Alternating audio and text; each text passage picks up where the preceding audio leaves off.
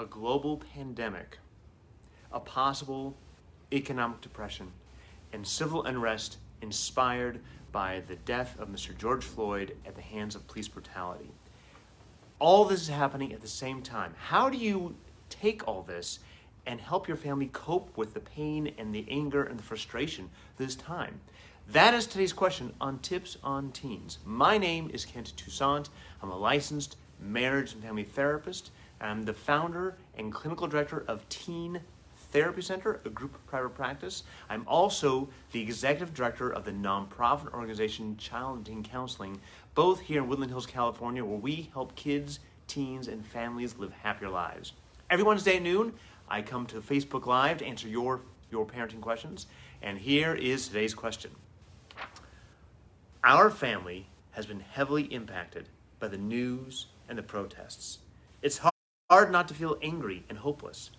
My kids in particular are overwhelmed and worried, and I wish I could take that pain away for them. Are there any small daily things we can do for our family's mental health? I just want to get us through this dark time. Yes, great question. It's a question that we've touched on several times during this quarantine, and it's worth mentioning again. There's a lot of ways I'm going to answer this. First, I'm going to start out small, and then we're going to expand bigger and bigger. First and foremost, make sure you're taking care of yourself. Make sure that your anxiety, your worry, your sense of helplessness is being dealt with so you can be strong and stable for your kids. Because if you're not being strong and stable for your kids, then that worry, that anxiety, that pain, it's easy to unintentionally project that onto your kids, and they absorb that, which expands their feelings, and they can either project that and lash that onto you because they're uncomfortable, so they lash out and they act out, or they internalize it and they just fall into a deep depression. So make sure you're taking care of yourself. It's really important. We set the emotional environment for our family, for our kids, and they will follow. So the more we can set a positive, grounded, confident environment for our kids, they will follow that. So another thing you can do is it's okay to shut off the news sometimes. It's okay to shut off social media sometimes. There's a lot out there right now in social media and the news that is overwhelming, and shutting off does not mean that you're not part of the cause and not trying to support. It just means sometimes you just need a break, and that's fine. That's totally fine to shut off the news and social media for a day or 2 days or every other day or what you want to do, and then take that time, since we're all home because of quarantine, focus on our kids. Bake cookies together, go swimming if you have a pool, walk the dog, play a game, do something creative and artistic, have fun. And if you do something creative, there is no wrong way to do it. If your kid's drawing a flower, looks more like a moldy tomato, that's fine.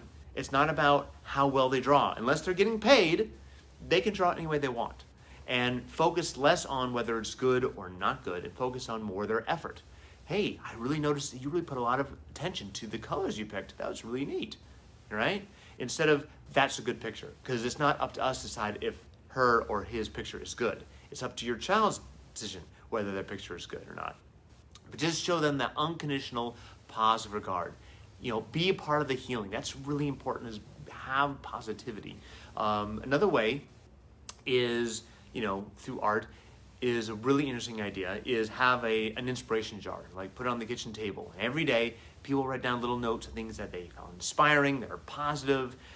Could be a funny joke, could be, hey, this cool thing happened, my little brother didn't bug me, it was really generous and nice to me, or whatever it is, just nice, positive things. Everyone puts them in, and every few days or so, you dump them out at dinner, and everyone reads one at random, and you all try to guess whose note is whose, and then we also talk about how that was inspiring, and do you relate to that? And did you have a similar experience? And let that person talk more about their experience. I think that could be a really positive way to focus on healing. Taking a step up is to be more proactive in the community about healing.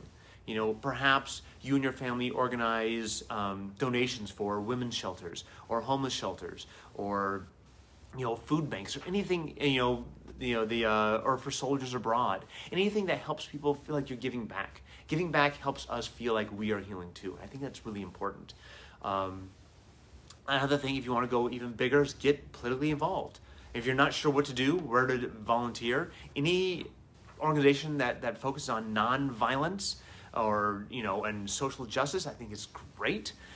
If you're not sure, call your congressperson, call your city council person, call your state assembly person, right? Go online, search for stuff. There are, two organizations that come to mind that are really blowing up right now. One is Showing Up for Racial Justice, one I just became aware of now, which is more about equality. If you are someone who is white and has privilege and you're afraid you're being judged for that, I don't think you're going to get that there. I think they're really about bringing everyone in and not being judgmental and letting everyone be a part of the healing. I think, again, the more you can be active in the healing, I think the better.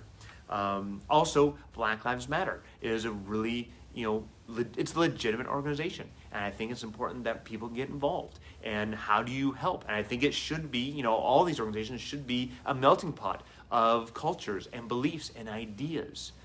So get involved. Get involved with your church, your temple, your synagogue.